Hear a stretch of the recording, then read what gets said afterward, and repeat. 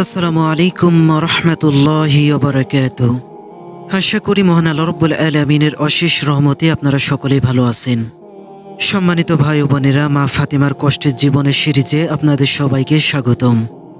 হযরত আবু সাঈদ খুদরি রাদিয়াল্লাহু তাআলা আনহু বলেছেন, একদিন আলী ইবনে আবি তালিব রাদিয়াল্লাহু তাআলা আনহু ভীষণ ক্ষুধার্ত ছিলেন।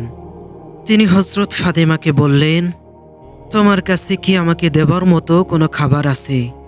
হযরত ফাতিমা বললেন, সেই আল্লাহর কসম যিনি আমার পিতাকে নবুয়ত এবং তোমাকে তার উত্তরাধিকারিত্ব দানে সম্মানিত করেছেন, আমার কাছে কোনো খাবার নেই। কোনো খাবার ছাড়াই 2 দিন অতিবাহিত হয়ে গেছে। যথাসামান্য খাবার ছিল তা তোমাকে দিয়ে দিয়েছিলাম। এ কথা শুনে হযরত আলী রাদিয়াল্লাহু তাআলা আনহু বললেন, কেন তুমি আমাকে আগে অবহিত করনি? তাহলে আমি তো তোমাদের জন্য খাবারের ব্যবস্থা করতাম। হযরত ফাতেমা বলেন, হে আবু হাসান, আমি যে জিনিস তোমার কাছে নেই তা চাপিয়ে দিতে আল্লাহর কাছে লজ্জা পাই। হযরত আলী হযরত ফাতেমার কাছ থেকে বিশ্বাস ও আল্লাহর নির্ভর ভর করে ঘরের বাইরে চলে গেলেন এবং পরে তিনি কারো কাছ থেকে 1 দিনার ঋণ নিয়েছিলেন। তিনি তা দিয়ে তার পরিবারের জন্য কিছু ক্রয় করার জন্য মনস্থ করেন। কিন্তু তখন হযরত মেকদাদ বিন আল আসওয়াদের সাথে তার দেখা হয়ে যায়। তিনি মেকদাদকে দুশ্চিন্তাগ্রস্ত অবস্থায় দেখতে পান। সেদিনের আবহাওয়া প্রচণ্ড গরম ছিল। সূর্যের তাপে তার ছাতি ফেটে যাচ্ছিল আর তার পায়ের নিচের মাটিও ছিল ভীষণ উত্তপ্ত। সে অবস্থায় তাকে বেশ কষ্ট দিচ্ছিল।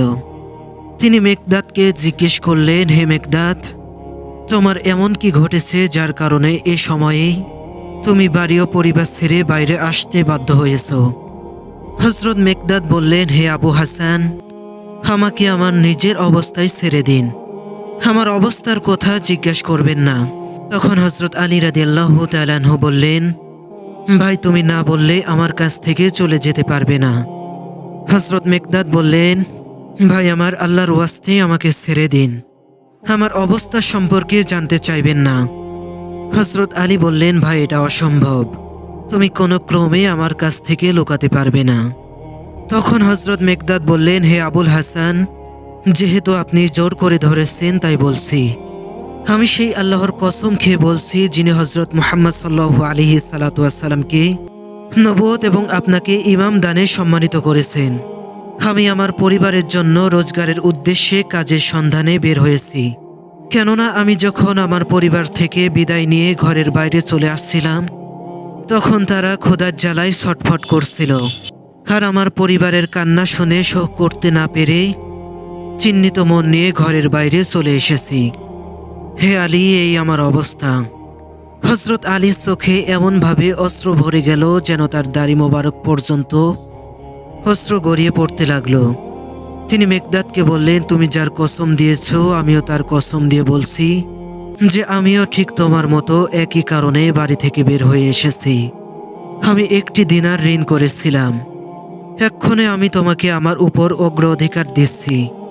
এই বলে তিনি দিনারকে তাকে দিয়ে মসজিদে নববীতে প্রবেশ করলেন।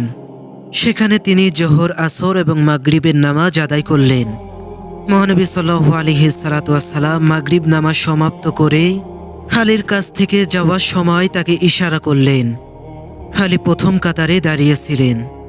আলী উঠে দাঁড়ালেন এবং রাসূল সাল্লাল্লাহু আলাইহি সাল্লামের পিছনে পিছনে হাঁটা শুরু করলেন। অবশেষে মসজিদের দরজার নিকট মহানবী সাল্লাল্লাহু আলাইহি সাল্লামের সাথে মিলিত হয়ে তাকে সালাম করেন এবং রাসূল সাল্লাল্লাহু আলাইহি সাল্লাম তার সালামের উত্তর দিলেন। মহানবী সাল্লাল্লাহু আলাইহি সাল্লাম বললেন, হে আবুল হাসান, আমি কি রাত্রের খাবারের জন্য তোমার সাথে আসতে পারি? হযরত আলী মাথা নিচু করে চুপিসারে দাঁড়িয়ে রইলেন। তিনি লজ্জায় হতবাক। তিনি মহানবী সাল্লাল্লাহু আলাইহি সাল্লামের সামনে কি উত্তর দিবেন বুঝে উঠতে পারছেন না। মহানবী সাল্লাল্লাহু আলাইহি সাল্লাম দিনারের ঘটনা এবং এটা কোথা থেকে ব্যবস্থা করেছে আর তা কাকে দান করেছে সবকিছু সম্পর্কে অবগত ছিলেন। আল্লাহ রাব্বুল আলামিন তার রাসূলকে ওহীর মাধ্যমে তা জানিয়ে দিয়েছিলেন। সে যেন সেই রাত্রে তিনি আলীর কাছে যান। রাসূল সাল্লাল্লাহু আলাইহি সাল্লাম আলীর নিস্তব্ধতা লক্ষ্য করে বললেন, হে আবুল হাসান, কেন তুমি না বলে আমাকে ফিরিয়ে দিচ্ছ না?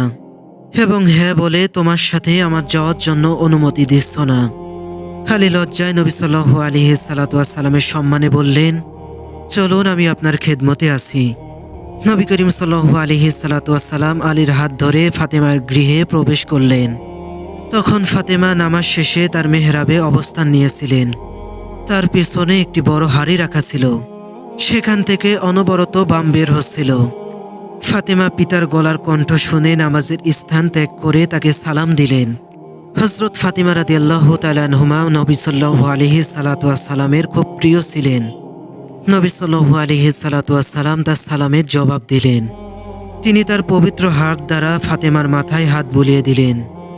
নবী সাল্লাল্লাহু আলাইহি সাল্লাম ফাতেমাকে জিজ্ঞেস করেন, তোমার দিনকাল কেমন কাটছে? আল্লাহ তাআলা তোমার উপর কৃপা করুক। এখন আমাদের রাতের খাবার দাও। আল্লাহ তোমাকে ক্ষমা করুক, নিশ্চয় তিনি তোমাকে ক্ষমা করেছেন। ফাতেমা খাবারের পাতিল নবী সাল্লাল্লাহু আলাইহি সাল্লাম এবং হযরত আলীর সামনে রাখলেন।